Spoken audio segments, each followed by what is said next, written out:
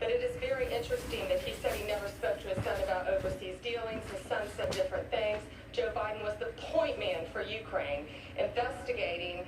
At the time, Ukrainians were a corrupt company, Burisma, and Zlochevsky, its owner, an oligarch who, by all media accounts we've discussed, was extremely corrupt.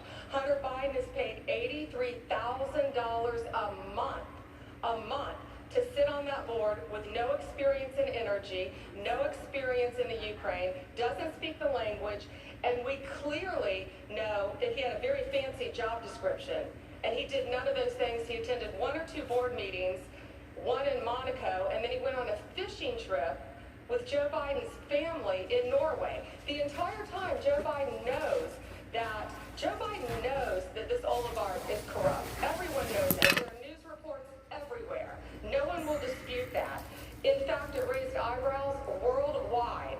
But the vice president, by his account, never once asked his son to leave the board. We wouldn't be sitting here if he did. He never asked his son to leave the board. Instead, he started investigating the prosecutor who was going after Burisma and this corrupt oligarch, who they say was corrupt even by oligarch standards, who had fled the country, living in Monaco.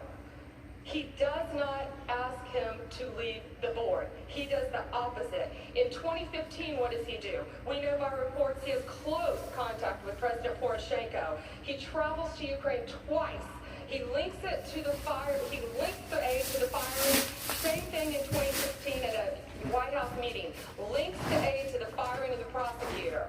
Calls him 4 times in the 8 days up leading to the prosecutor. The prosecutor investigating Hunter Biden. Yet he never does that. All case closed. Days before Biden leaves office, he jokes to Poroshenko that he may have to call him every couple weeks to check in. Hunter Biden stays on that board for 3 years. 3 years. Then we hear the video of Joe Biden bragging about firing the prosecutor, linking it to aid. Then we have the 6-minute phone call.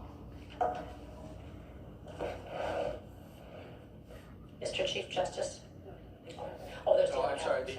The House managers have 2.5 minutes.